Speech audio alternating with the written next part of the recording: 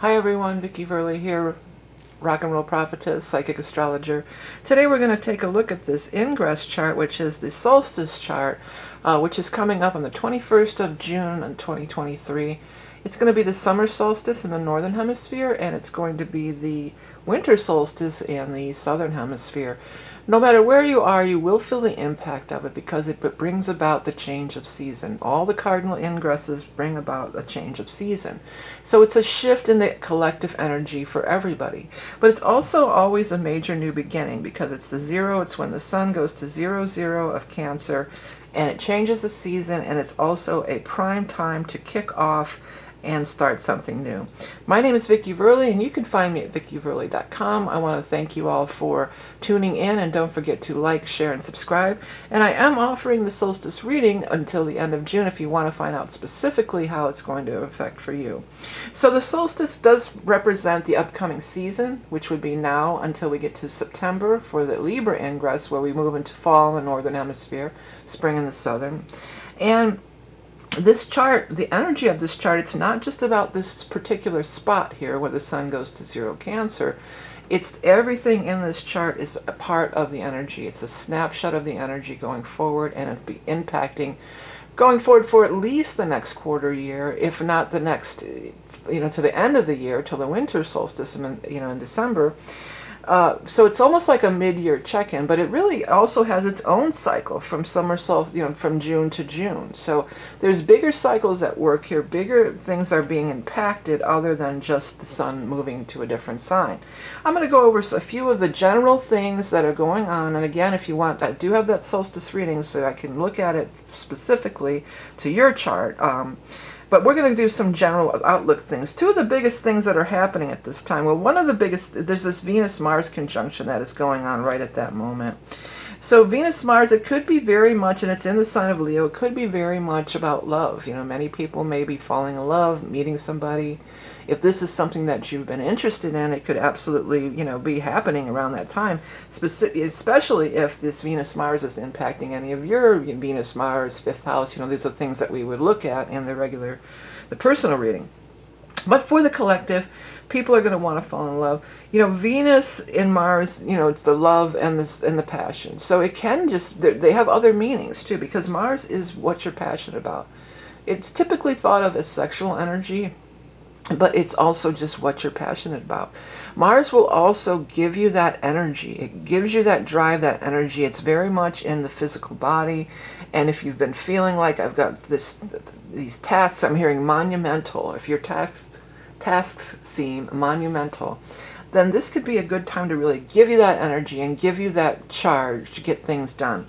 Also in the sign of Leo, you could get it done with more pleasantry. It's like I'm hearing whistle while you work, or, have fun doing the job, where it's not a complete drudgery. You can maybe make a game out of it, or, maybe it's also competitive energy. Maybe you're, make it into some kind of a game if you're a competitive person, if that gets you riled up and gets you going. So there's a lot of ways that we could use it, but Venus is also, besides being the planet of love and beauty, it's also of what we love.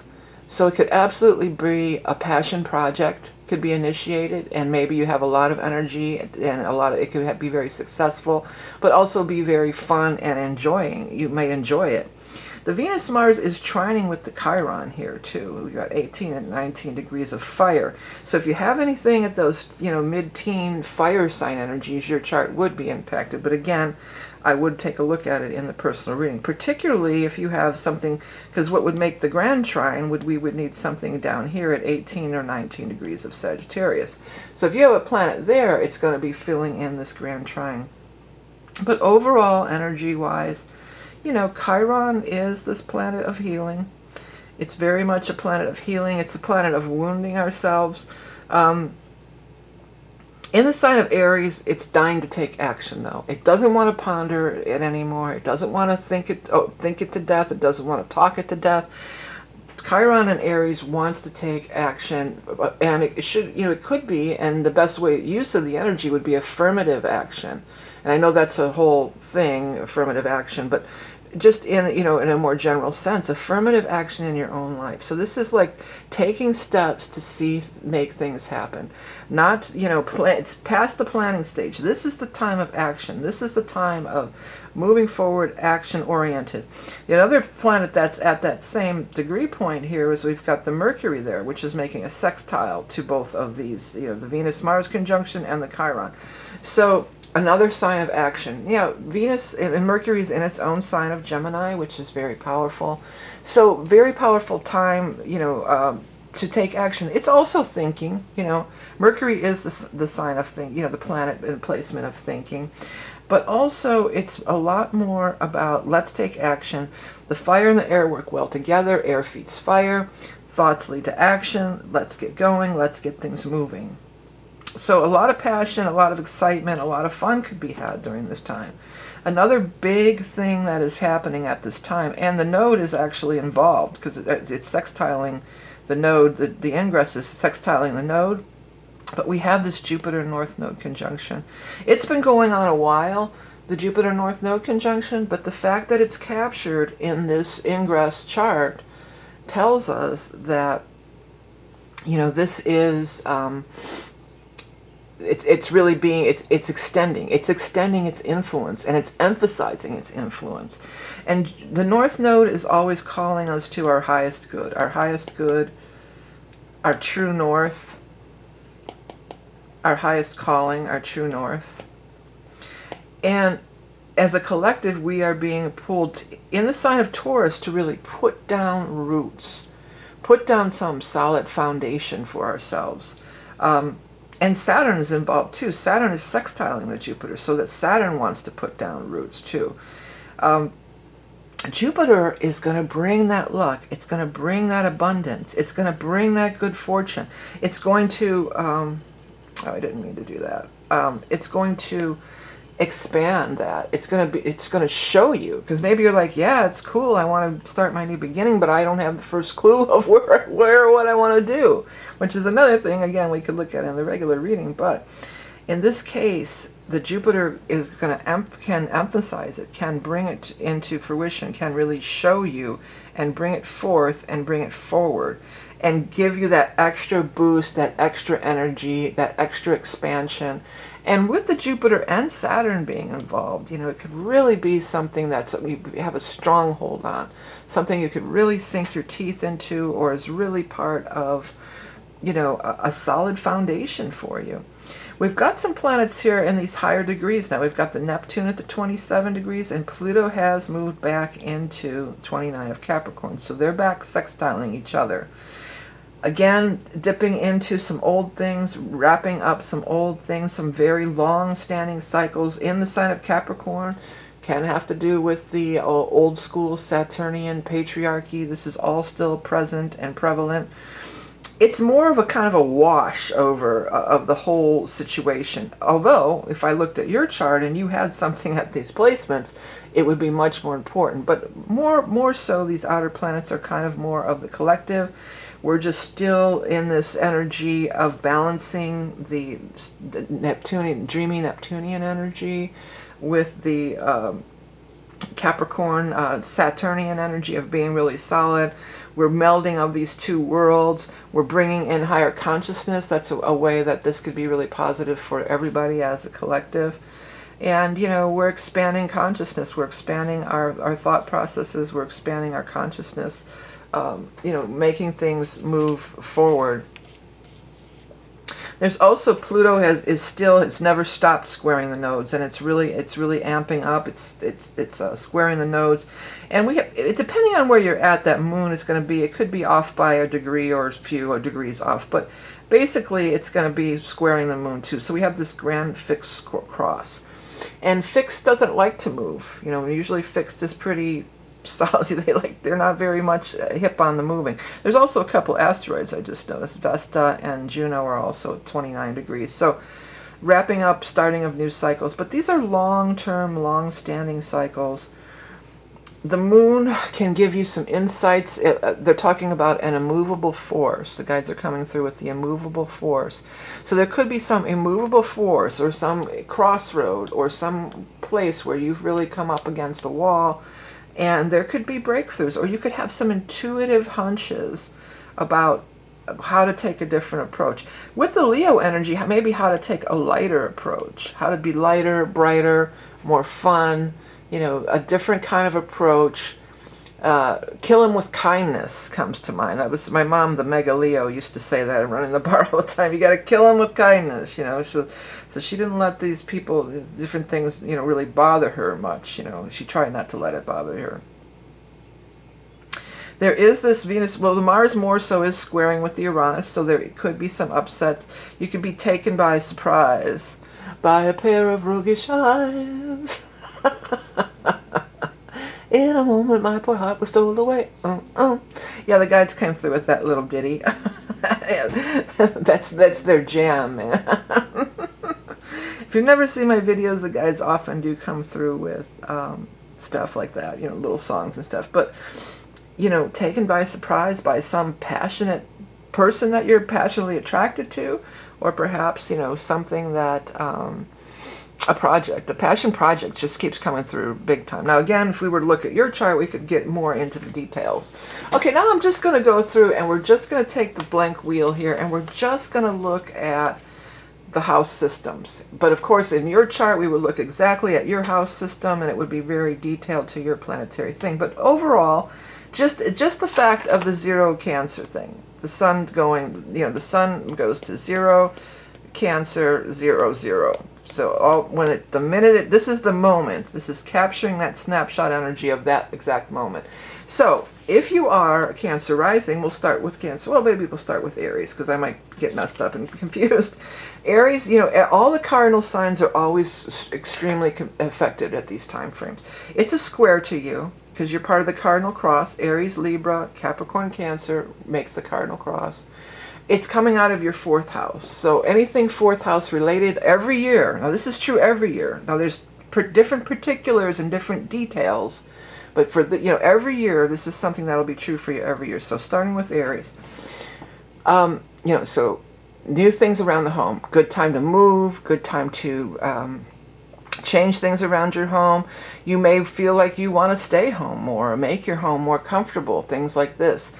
You may want to, I did say move, but the 4th house is also like your roots in life, you know, your foundation. So you may want to, and it's emotional. Cancer is an emotional sign. So for Aries, it could be like getting into some kind of an emotional, having some realizations about, you know, your home life or how it has affected you, or it could have something to do with one of your parents as well. If you are Taurus rising, this is going to be in your 3rd house every year. Every year this particular ingress will fall in your 3rd house. This is for your rising signs particularly. So if you know your rising sign, that's the one you'd probably want to listen to more as far as this little forecast goes, or get your own, you know, get your actual reading done.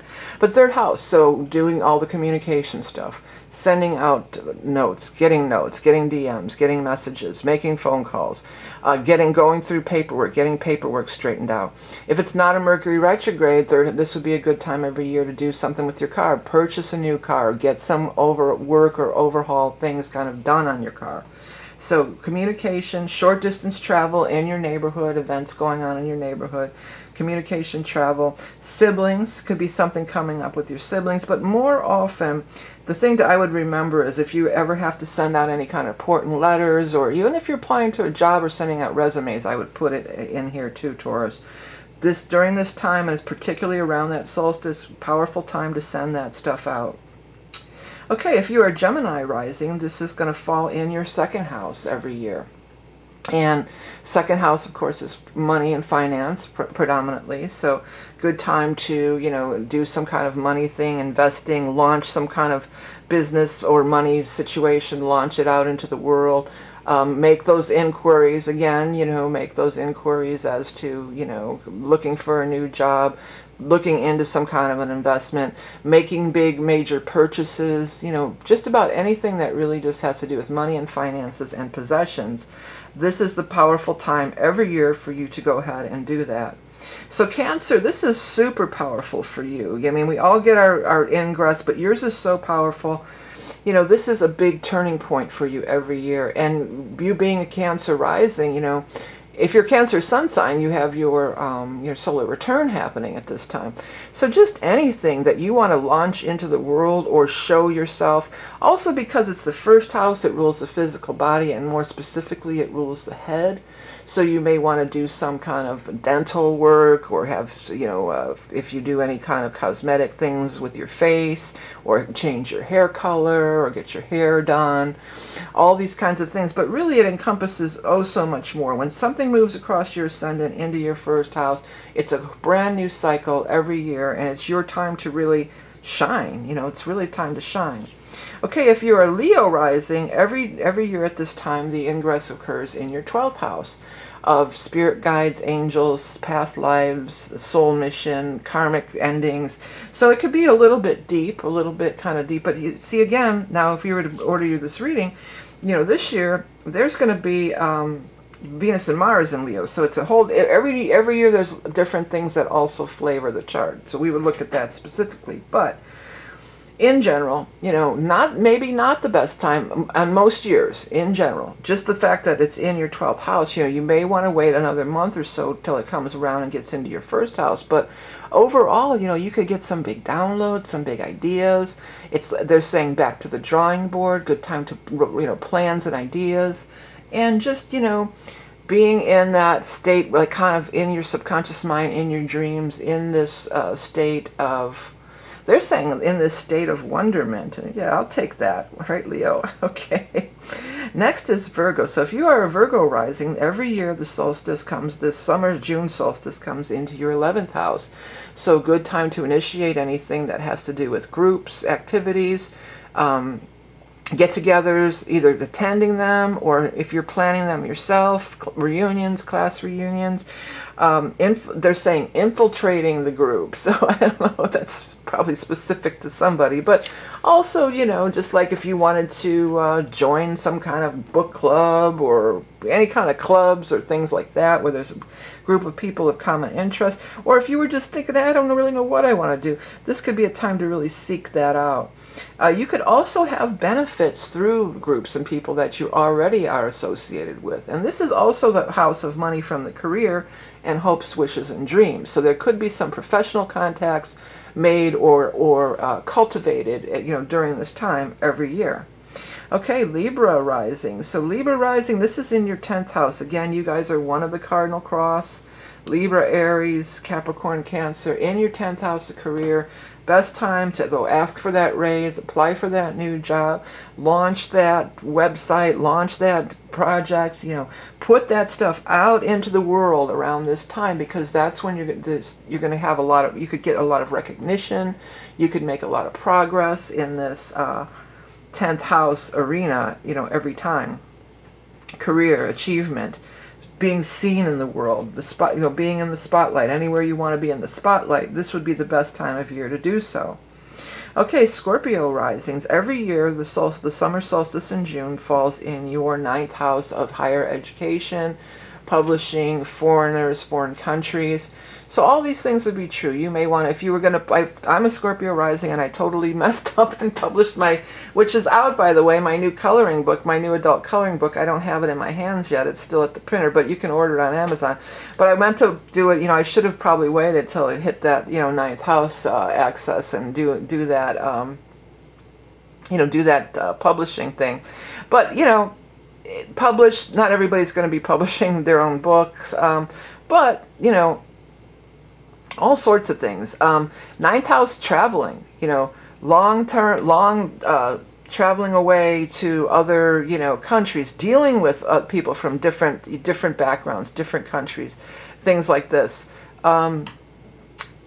Education, possibly maybe signing up for some sort of class, or maybe, you might be the student or you might be the teacher.